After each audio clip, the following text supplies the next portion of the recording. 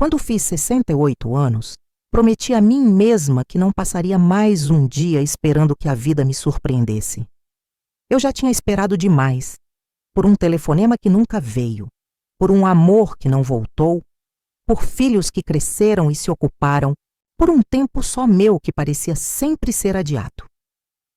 Vendi a casa onde morei por quase 40 anos, a mesma casa onde pintei as paredes 2 vezes tentando apagar os ecos de um casamento que foi mais ausência do que presença, e me mudei para uma cidade pequena, do tipo que cheira a café fresco e terra molhada. Tudo em mim queria recomeçar.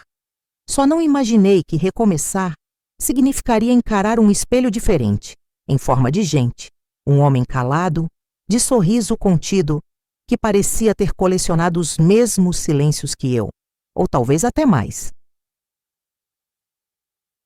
No começo, achei que Edward fosse só mais um dos tantos rostos que se esbarram nos corredores da vida. Havia algo na forma como ele me olhava, com uma calma que não se vê mais nos dias de hoje, que me deixava desconcertada e, ao mesmo tempo, estranhamente confortável. Ele nunca fazia perguntas invasivas, nunca demonstrava pressa em saber, mas sobre mim, mas seus olhos... os olhos! Eram como janelas que não sabiam disfarçar a brisa morna que vinha de dentro. Ele era gentil com as palavras, mas parecia tê-las usado pouco na vida. E mesmo assim, cada uma delas, quando surgia, tinha um peso diferente, como se tivesse atravessado um mundo inteiro antes de pousar entre nós. E eu, acostumada a preencher os vazios com conversas longas e confissões desajeitadas, comecei a descobrir o valor de um silêncio bem compartilhado. Naqueles primeiros meses, não houve promessas nem perguntas grandes. Havia apenas uma rotina que nascia devagar, feita de gestos pequenos, como ele me esperar na varanda com 2 xícaras fumegantes ou caminhar comigo até a feira só para me ajudar com as sacolas. E por mais que nada tivesse sido dito com clareza, havia algo crescendo ali, entre as pausas e os olhares. Eu via no modo como ele segurava minha mão para descer o degrau, como ele sorria de lado quando eu ria de alguma coisa boba, um cuidado que era quase amor. Mas era como se ele não soubesse como dar nome àquilo. E eu, que sempre soube nomear, tudo comecei a duvidar. Será que valia a pena esperar que um coração fechado por décadas decidisse, enfim, se abrir? Houve um dia específico em que percebi que Edward não era apenas um homem calado. Ele era um homem ferido. Estávamos sentados em um banco de madeira desgastada, sob a sombra generosa de uma árvore antiga que parecia ter visto mais do que nós 2 juntos. Ele estava com um livro no colo, mas não lia. Eu observava o modo como ele segurava a capa com os dedos firmes, como quem tenta manter alguma coisa no lugar. Foi então que, quase sem me olhar, ele mencionou o nome dela. Margaret, a esposa. Falecida havia mais de uma década. Disse o nome com um respeito silencioso, mas sem brilho nos olhos. Era como pronunciar o nome de um sonho antigo, que já não acordava mais. Não disse que a amava, nem que sentia saudade. Disse apenas, ela era boa, muita coisa boa ficou por dizer. E então ficou em silêncio. Foi nessa hora que eu entendi que aquele homem não sabia lidar com palavras, porque talvez nunca tivesse sido ensinado a usá-las do jeito certo. Depois disso, passei a olhar para ele com mais ternura. Não como quem espera algo, mas como quem entende. Eu também sabia o que era carregar o peso das coisas não ditas. Meu casamento foi cheio delas. Eu amava meu marido, mas ele era um homem prático, de gestos corretos e coração trancado. Nunca me disse que me amava, nem no começo, nem no fim. Eu sentia às vezes, mas nunca ouvi. E por mais que eu tivesse me acostumado com isso, alguma parte de mim sempre ficou vazia, esperando por uma frase que nunca chegou. Então, quando vi Edward se calar diante da lembrança de uma vida inteira, soube que havia ali uma oportunidade rara, não só de amar outra vez, mas de curar algo muito mais antigo dentro de mim. Nos dias seguintes, ele passou a me buscar para pequenas caminhadas, às vezes só para irmos até a padaria da esquina. Andávamos devagar, como quem não tem pressa de chegar, e falávamos pouco. Mas as mãos passaram a se encontrar com mais frequência, como se os dedos aprendessem a se entender antes das bocas. Uma tarde, enquanto observávamos um casal de velhinhos atravessando a rua de mãos dadas, ele comentou com aquele tom seco e baixo que lhe era típico: "É bonito isso, manter a mão ali, mesmo quando já não se precisa mais de apoio." Eu quis dizer que apoio nunca é demais, mesmo quando se acha que já está tudo firme. Mas me calei. Ele precisava do tempo dele, e eu aprendi a respeitar esse tempo como se fosse sagrado. Mas por dentro comecei a temer. E se esse amor fosse só isso? Só silêncio e presença? Só cuidado e companhia? E se ele nunca fosse capaz de dizer as palavras que meu coração esperava há tanto tempo ouvir?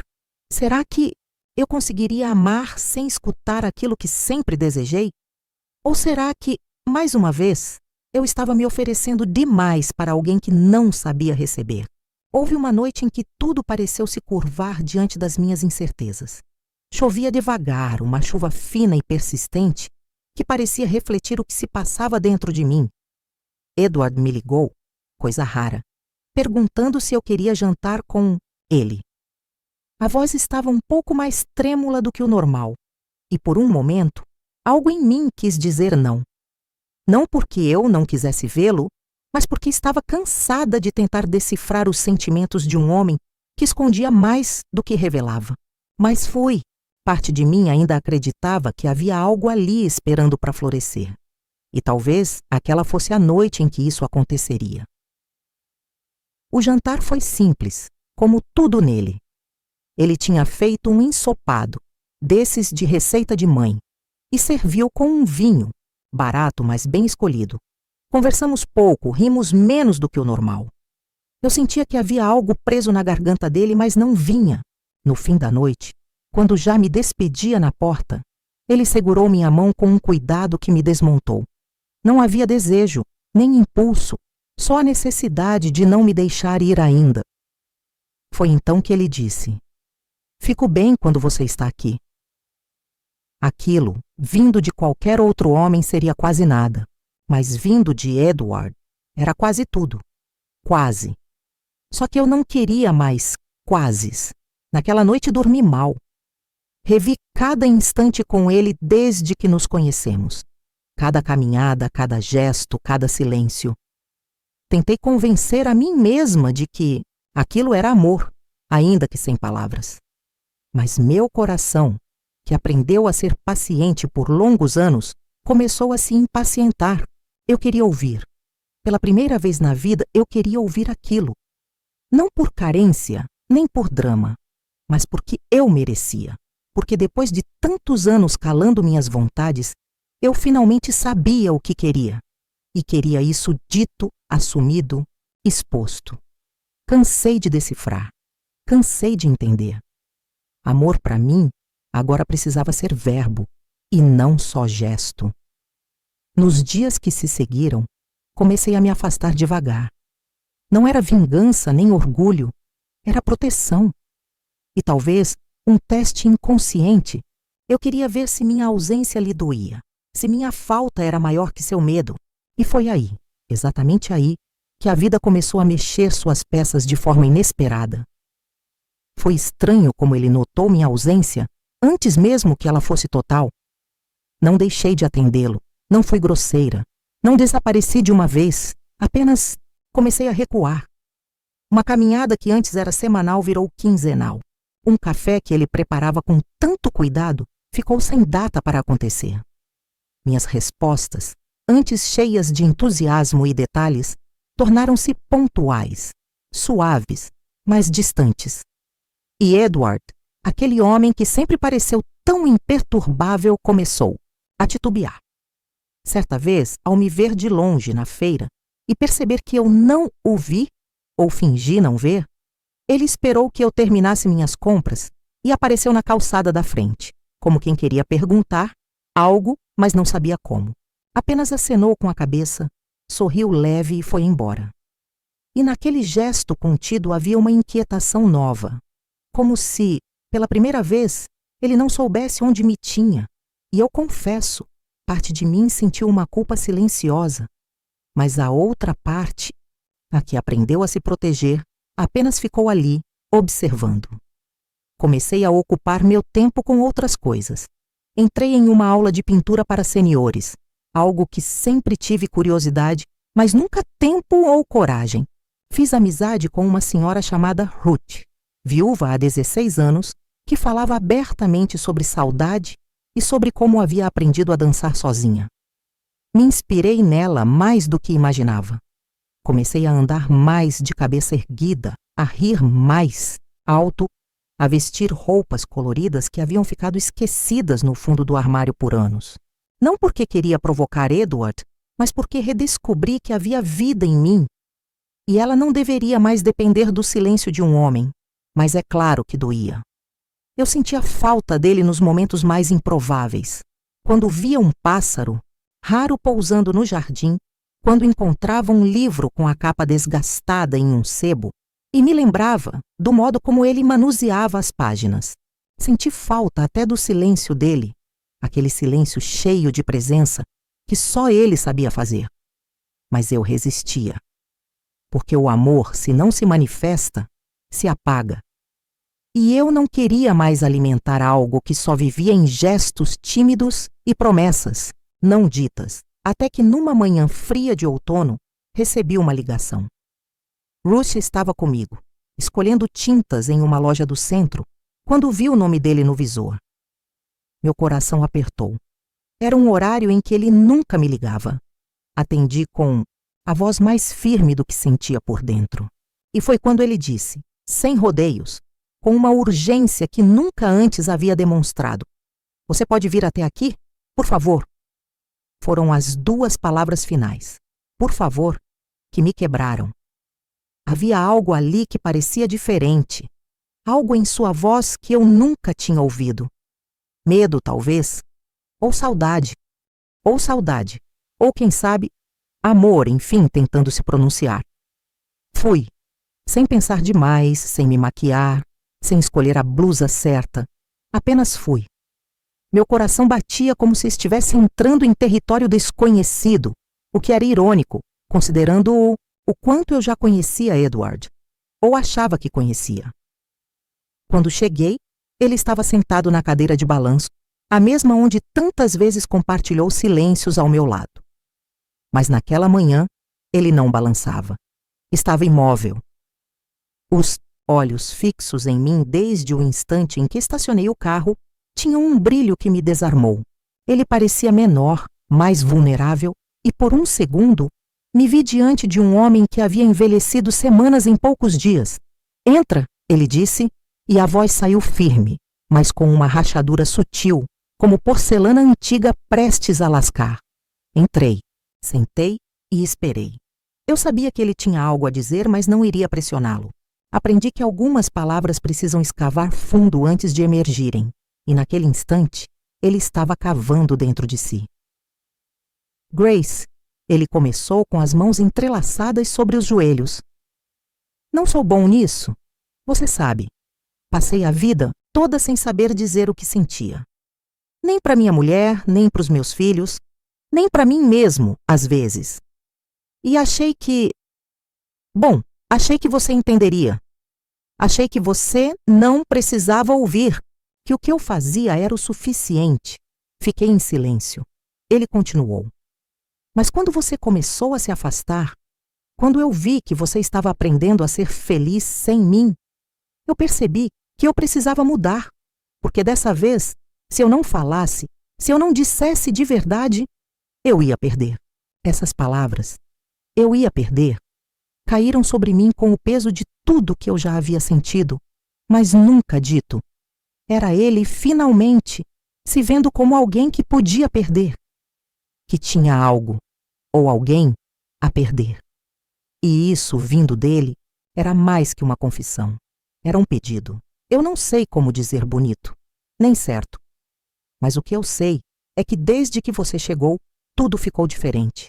E não é só companhia, Grace, é mais. É o tipo de mais que eu não soube nomear. Por uma vida inteira. Mas agora eu sei. E se eu tiver que dizer isso com a voz trêmula, com as mãos suando, olhando para o chão ou gaguejando, então eu vou dizer. O silêncio entre nós durou alguns segundos. Ele respirou fundo, olhou nos meus olhos pela primeira vez desde que entrei e disse: "Eu te amo, Grace." Foram 4 palavras. 4. Depois de 70 anos de silêncios, de negações, de medos disfarçados de frieza, ele finalmente disse. E não havia nada de romântico demais na forma como ele falou. Nada de poético. Era cru, real, verdadeiro.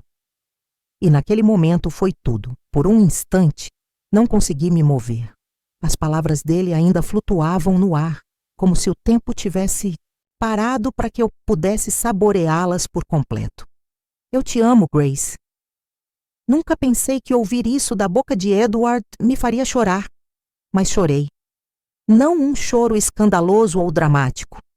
Foi um choro silencioso, quase respeitoso, como quem assiste a um milagre acontecer diante dos próprios olhos. Ele tentou se levantar, preocupado, mas eu balancei a cabeça e fui até ele. Segurei suas mãos, aquelas mãos fortes que tantas vezes haviam me oferecido ajuda, café e presença, mas nunca confissão. E beijei os nós dos dedos com um carinho que guardava anos de espera. Você demorou, eu sussurrei entre lágrimas, mas chegou. E ele sorriu. Não o sorriso tímido de sempre, mas um sorriso cheio, um sorriso que parecia libertar tudo que ele vinha aprendendo dentro, de si desde muito antes de mim. Foi nesse momento que entendi. O amor não precisa ser pontual. Ele precisa ser verdadeiro. E às vezes, para ser verdadeiro, precisa de tempo. Tempo para desaprender os medos, para romper as heranças do silêncio, para refazer os caminhos do afeto. Ficamos ali por horas, sem precisar dizer muito mais. Havia uma calma nova entre nós, como se o que sempre existiu finalmente tivesse encontrado voz. Eu sabia que ele ainda não seria o tipo de homem que diria "eu te amo" todos os dias, mas também sabia que agora ele sabia como, e que mais importante ainda, sabia que isso importava. Aquele gesto, aquela entrega tardia, era a maior prova de amor que ele poderia me dar. Nos dias que se seguiram, ele se transformou de forma sutil, mas perceptível. Passou a dizer meu nome com mais suavidade, a me olhar por mais tempo, a encostar em mim não só com a mão, mas com a alma. Eu o sentia inteiro, e em mim algo também se transformava. Uma paz, uma gratidão, uma ternura diferente. Era como se, enfim, eu tivesse sido escolhida, não apenas como companhia, mas como mulher, como amor. Nos meses seguintes, descobri que amar aos 70 é diferente de tudo o que já vivi. Não há mais a pressa da juventude, nem o desespero da paixão imatura. Há uma delicadeza que só o tempo ensina. Passamos a dividir as manhãs como quem compartilha segredos antigos, com cuidado, com reverência. Edward ainda era um homem de poucas palavras, mas agora, quando as dizia, vinham com a firmeza de quem finalmente entendeu seu próprio coração. E mesmo quando o silêncio voltava, ele não era mais frio, nem distante. Era só conforto, era só presença. Houve um dia, pouco depois do nosso novo começo, em que ele me surpreendeu com um bilhete deixado em cima da minha xícara. Era só um pedaço de papel amarelado, escrito à mão, com sua caligrafia trêmula, mas nítida. Dizia: "Não sei se saberei repetir com frequência, mas saiba que desde o dia em que te conheci, algo em mim começou a querer viver de novo." Aquilo, vindo dele, era quase um poema. Guardei o bilhete dentro de um livro de receitas antigo, entre as páginas de um bolo de maçã que nunca aprendi a fazer, mas que agora carrega o sabor da memória. Aos olhos do mundo, éramos apenas 2, velhos caminhando lado a lado. Mas dentro de mim, e agora, dentro dele também, havia um amor que finalmente se permitia respirar.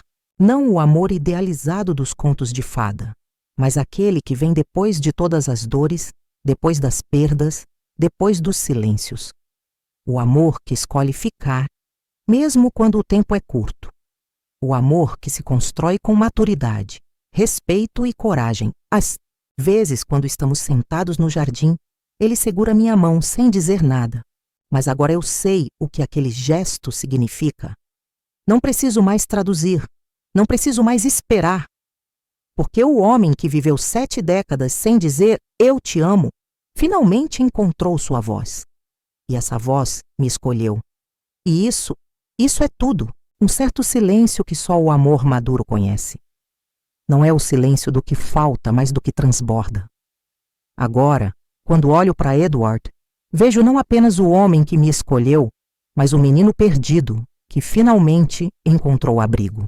Aprendi que não é preciso uma vida inteira para aprender a dizer "eu te amo", mas é preciso uma vida inteira para dar valor à coragem de dizê-lo. E ainda mais, a coragem de ouvir e receber.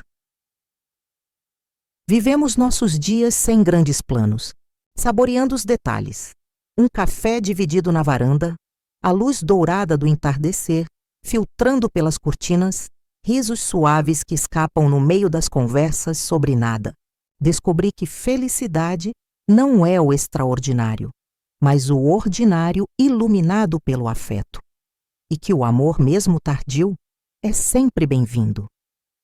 Guardo no peito o privilégio de ter sido aquela que ouviu suas primeiras palavras de amor. Carrego comigo a certeza de que nunca é tarde para ser inteiro, para se permitir, para romper velhos medos.